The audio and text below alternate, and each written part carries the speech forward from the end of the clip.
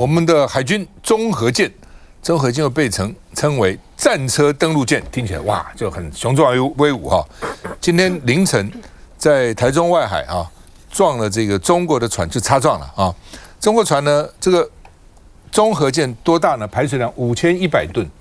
排水量，那这个闽联鱼排水量多少呢？300多吨，所以其实看起来这个比起来是小很多了哦，排水量大概只有它的可能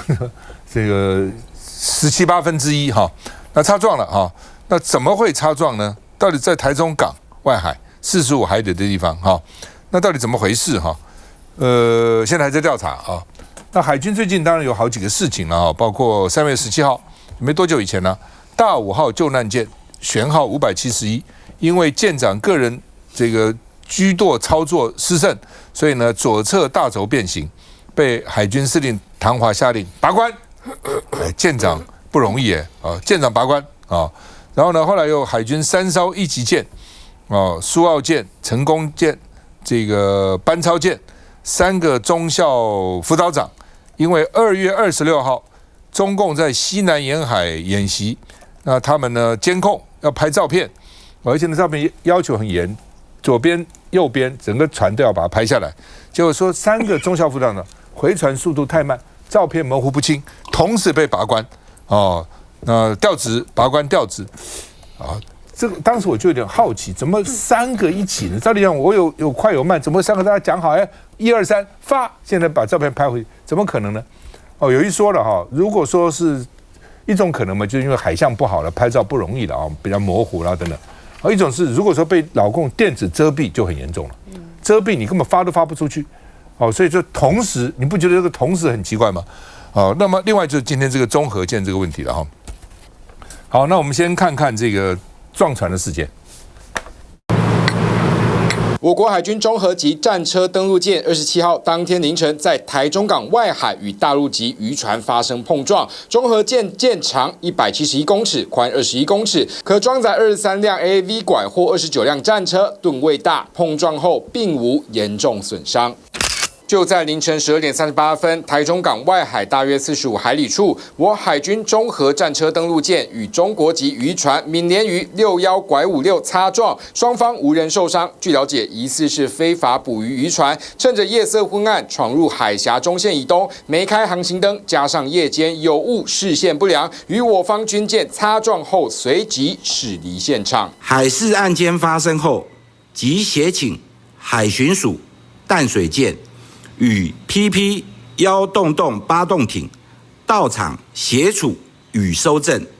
后续将依相关规定完成调查，厘清责任归属。近期包含海底电缆切断争议，以及陆船越界捕捞等等海上对峙消息频传。专家认为，这回事件可能不只是意外，是不小心擦撞，还是试探？在两岸紧张状况下，总是难免多些想象。麦嘉宇。这个部分现在外界也还在厘清真相，因为刚刚大家如果看到这个新闻有讲，我是在晚上凌晨的时候，那这艘这个大陆的渔船它并没有开这个晚上的航行灯，那在这个情况之下其实是非常危险。那跟我们的这个海巡署的这个中和舰碰撞之后，它竟然快速的驶离，而且越过我们的海峡中线。那过去就有很多就是大陆的这些民兵啊，或者是这些渔船，它假借的这些以民为兵的情况之下去制造一些碰撞啊，或者是情收等等的这些问题，所以这也是我们必须要小心的。但是工欲善其事，必先利其器。如果我们海巡署不断的发生类似这样子的碰撞，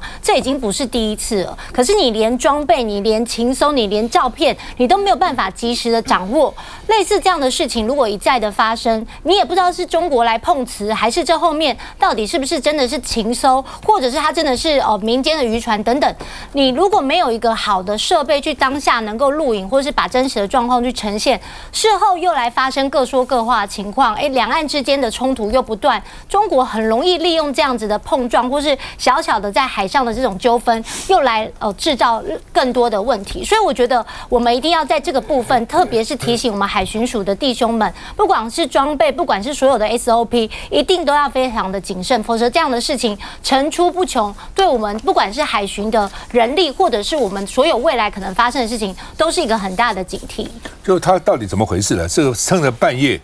月黑风高跑来偷抓鱼，还是呢来监测，来这个了解你的这个我们的这个军舰的情况？那么现在还在查了哈，只是再怎么样的撞到都很奇怪。哦，怎么会撞到呢？哈，这个东西还是要查清楚，到底为什么会撞哈？那另外呢，3个海军中校的辅导长同时被拔关，到底怎么回事？我们看一下。中共舰艇黄冈舰，这是中华民国海军苏澳舰广播。这是2月26号，中共单方面在我高屏外海划设操演区，我海军随即严密监控，同步广播驱离。这步做得好，但传出基德级苏澳舰和2艘成功级成功舰和班超舰3位中校辅导长因为拍摄监控共建照片品质不佳，以及回传速度太慢，遭惩处，全部拔关调职。比较遗憾是时间上的确是超乎我们一般。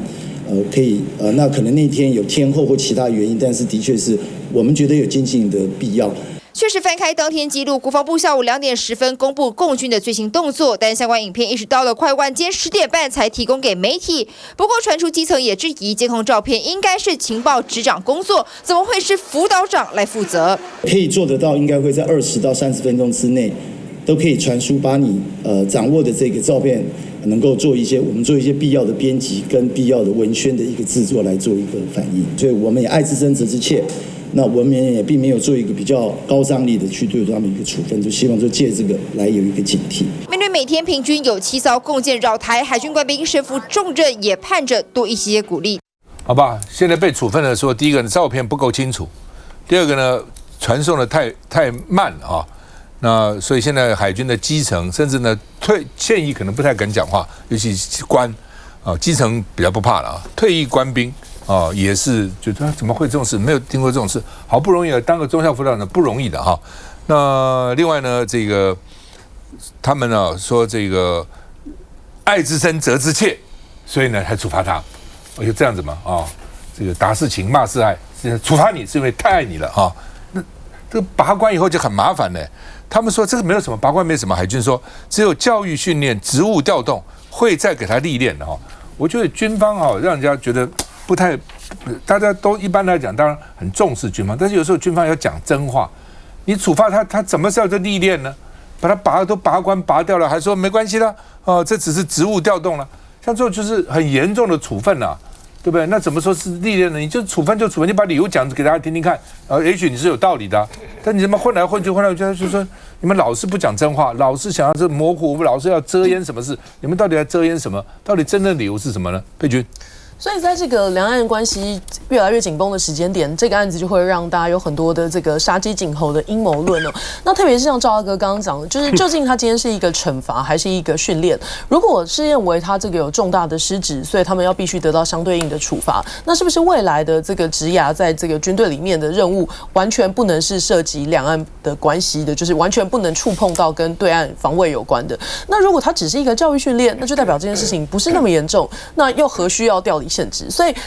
我觉得从哪一个角度来看，它都会变成是一个自相矛盾的那当然，因为两岸之间的这个气氛节节升温、紧张升温，那没有互信，当然就不会有这个对话的管道。像中和舰今天凌晨在台中外海的这个事故碰撞，其实你看现在目前我们政府的反应啦，跟今年年初金门的事件相比的话，算是这个温度低很多，低调了很多。那一方面当然是因为事故不是太严重，刚刚新闻里面也有讲，几乎没有损伤，没有双方船只的损伤，也没有人员伤亡。那另外一方面是因为发生的时间是3更半夜，然后在我们官方认定的这个水域限制水域之外，所以初判应该不算是对岸的船只违规越界。那如果这个碰撞是真的意外的碰撞这个我们可以讨论。我觉得是还有深度，因为如果你判断他是没有逃避执法，也没有挑衅的问题，像赵大哥说的，搞不好偷抓鱼啊、偷搜集情报，如果他真的是一个意外，可是对我们的国军来说，我觉得反而是一个警示，因为从另外一方面来说，海军舰在外海进行演训，除非刻意，不然你理论上是不应该碰撞上任何东西的，什么月黑风高，这都不是理由哈。那站管也会有海面监控或者是示警的机制，后续还会有肇事责任的归属，还有海军内部的检讨的问题。那民进党，我觉得真正严重的问题是因为民进党政府主政的这几年，两岸关系非常的紧张，所以不管海也好，空也好，这些单位频频要因为这个越界出动国军去监控，那甚至还有驱逐的情况来看，我们还是期待海事人员他有足够的演训跟喘息的空间。那不然像现在这样子，如果最后他真的100%他是一个意外，不是故意的，但是还是发生了难以避免的碰撞事故。那如果真的有朝一日发生，我们最爱这个推演的对岸采用的这个铁壳渔船、蚂蚁雄兵这个团团包围，消耗我们军舰战力的这个战术的时候，到时候又要如何因应呢？所以其实我觉得这个反而暴露出另外一个警讯了。基本上当然夜黑风高了哈，基本上要靠雷达，他们要靠雷达来判断哈。所以呢，这个事情呢，前海军的这个官员就跟我讲说，是不是哈舰上执勤官兵哈经验不够，所以呢雷达图判断失误才会擦撞。照理讲，你再怎么就算是你要驱离他，也不会擦撞啊，你们就擦撞了，又每次要驱离就撞你一下应该是不会故意这样子的了哈，这个蛮奇怪的。来，曾宇。其实据了解啦，海军好像在本周其实在执行第1季的联合截击作战的操演，其实它的目的就是模拟我方遇到大陆的舰队攻击的时候，各种发生突发的状况可以进行模拟的应变作为，让官兵可以熟忍任何的突发状况。那我觉得今天也要提升联合作战的训练成效的时候，那你可以反而同时间看到，如果我们连作战操演都可能有这样子碰撞的擦枪走火的时候，那我们现在国军的应变到底是什么？那当然啦，海军我个人认为内部军纪的执行，那当然我相信他们有他们自己一套的判断跟逻辑，那我觉得外界很难来去跟他们来去做一些判断。但是我个人认为就是现在这个状况是非常罕见的。为什么？因为过往海巡的舰艇你去碰撞到大陆渔船似乎是比较常见的，但是这一次比较特别的是海军的军舰碰到中国的渔船，这件事情要非常的小心啊！如果说今天它这是一个偶然，但是未来如果它变成是一个常态性的状态呢？那有没有可能会因为这样子少有的事情，慢慢的频率加深，到最后演变成擦枪走火？我觉得现在目前不管是国军也好，或者是相关的海防，在这一块，你类似处理的 SOP 要赶快建立起来，以免擦枪走火。就是你海军，我们去警告别人也好，喊话也好，驱离也好，都有一定的 SOP 了。但绝对不是撞人家，撞太简单了。我比你大我就撞你，那人家比你大，人家撞你怎么办？现在再回来。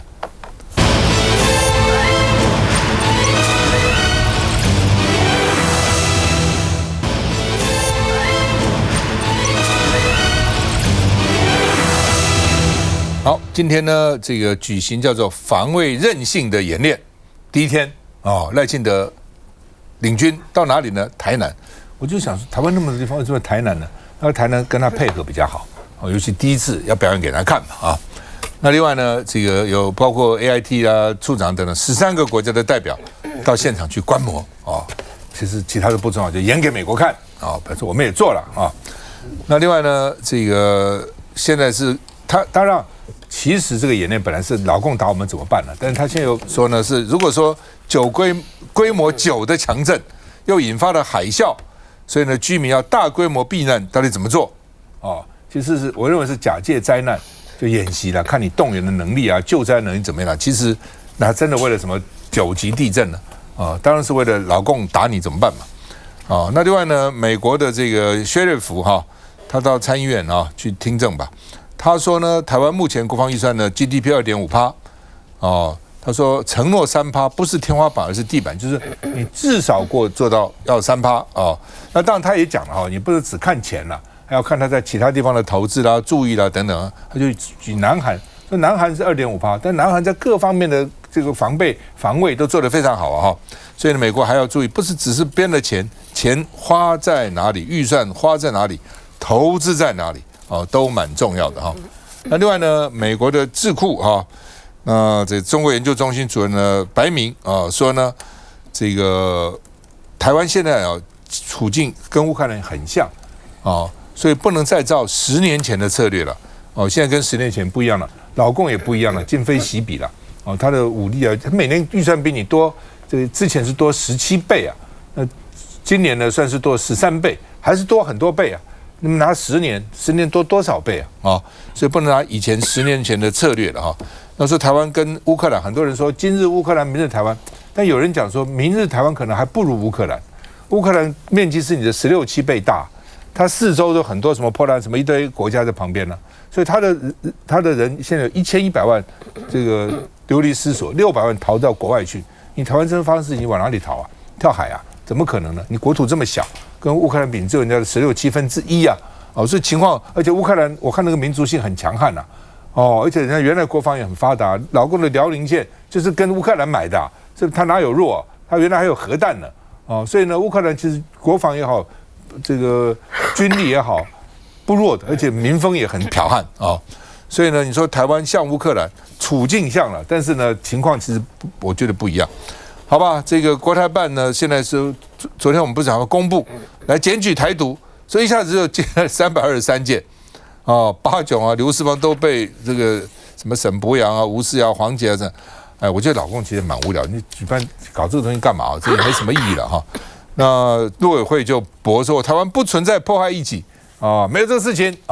看一下。10点19分，疏散避难警报响起，手机收到急报简讯，模拟安平港发生爆炸，以及台南市南区面临规模9.0地震后的海啸威胁，全社会防卫韧性演练27号台南登场。我们台南市的 T-Day 目前就已经接受了防灾式跟紧急救训练 EMT1 的训练这次操演纳入县市调动替代役男、防灾室关键基础设施防护警力、特种防卫团等，加上参演民众1500人。操演从早上10点开始进行4个小时，副总萧美琴也抵达视察，随团的还有13国驻台世界代表。我们有不断电系统。除了 AIT 处长古立言，包括日本、芬兰、印度、以色列、新加坡等政府代表也一同出席。这些国家都有一定的民防经验，更戴上口译耳机聆听解说。担心使节团听不清楚，萧美琴还示意让外国代表们上前。不过此行最主要的还是要让全社会防卫韧性委员会的委员们提供专业见解。记得帮我们打特优，谢谢。此话一出，现场有些尴尬，有些委员随即上前询问，例如灾后通讯中断怎么办等问题。市府则回应有备援机制，并已经购买约7套低轨卫星。全社会防卫韧性委员会在去年底进行了兵推，而在今天也首次进行来演练，主要呢是要来验证民防量能。同一时间可以看到呢，是军方最少介入了一次，当然也是要针对我们的民防量能来做总体检。香龙怎么看这个全民防卫韧性演习？刚有好几条我们讨论新闻了，我其实都看不太懂。好，比如说从前面我们讲李嘉诚这个案子，当然都还在走，变数很多，因为它基本上破坏的对大陆来讲不是巴拿马运河的问题，因为巴拿马的运河占中国大陆的总体的海运量的比例非常低，大概5%、6%。在美国大了，在美国来讲到70%以上，那是美国在乎的。可是如果只是巴拿马运河的话，这个都还可以谈。可是当李嘉诚呢把整个一带一路当中的重要的节点航线都卖了，美国跟老共跟大陆呢下一波的决战点一定是在海上的航运，美国全力呢要去阻绝这海上的航运，而李嘉诚卖的对象是贝莱德就是呢当初呢拜登在推美国版一带一路背后的主要的金主主要的厂商，你等于是把中国的一带一路的筹码直接送给美国的一带一路的负责的背后的贝莱德，基本上后面呢就是美国的财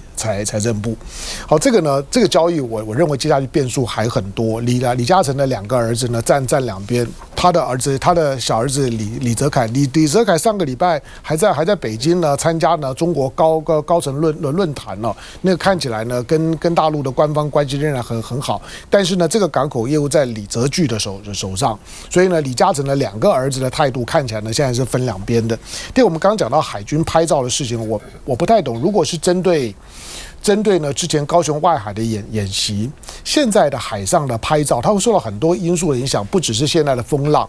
然后呢这些呢空气的品质，中南部那个地方的空污呢本来呢就是蛮严重的。再来就是说，谁在这个时候还会期待就是说呢军舰上面的摄影官可以拍出好照片？脑袋到底是怎么想的？你不是有无人机嘛？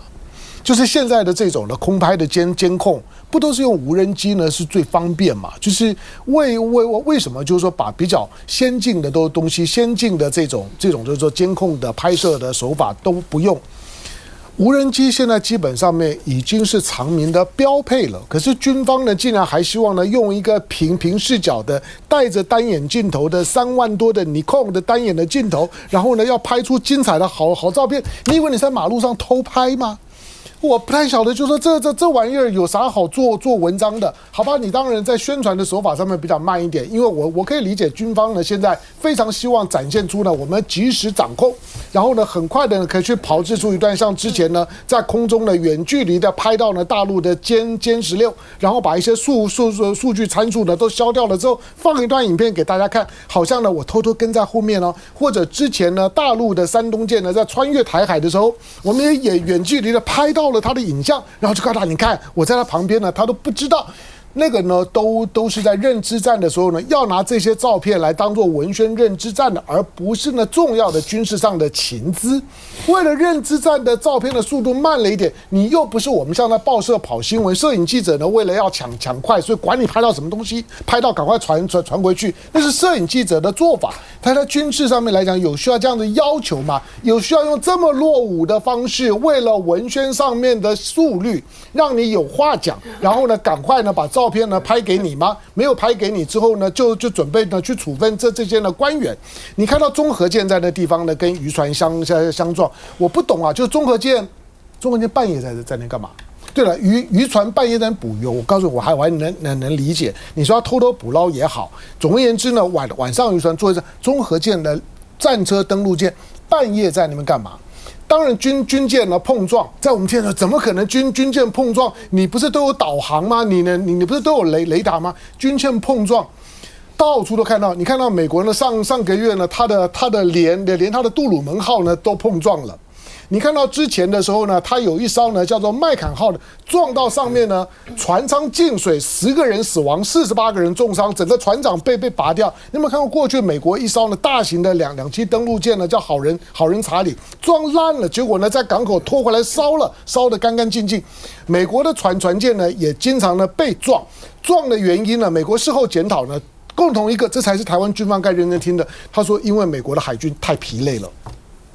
他说，美国的海军呢，因为长时间在第一岛链的战备啊，到后来他说军官包括呢就领导干部都非常的疲累。台湾的军方是不是在很疲累的情况之下，你碰到的是小渔船呢？这个小渔船大概不会有太大的恶意，跟你吨数呢差太多。可是为什么发生这样子的碰撞？好，最后呢，我们再看了这种防卫韧性的调查，那个呢是个表演，你看看就好了。赖清德想干什么？我觉得老百姓呢，不管你的政治立场如何，你应该看得懂赖清德想要干什么。但是薛瑞福的讲话呢，你要留意一下，薛瑞福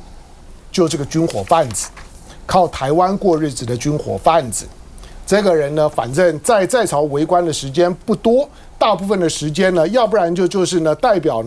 美国的这军火商在跟国会做游说，要不然就是呢参加国会的听证会，倒过来呢在谈呢美国或者台湾的这些军购的问题。薛瑞福在谈这件事情的时候，基本上面你看他参加的智库，不管是呢阿米塔吉的公关公司，不管参加2049的智库，他所主要的活动领域都跟两岸冲突的设定呢是有关的。这种人现在在美国异常的活跃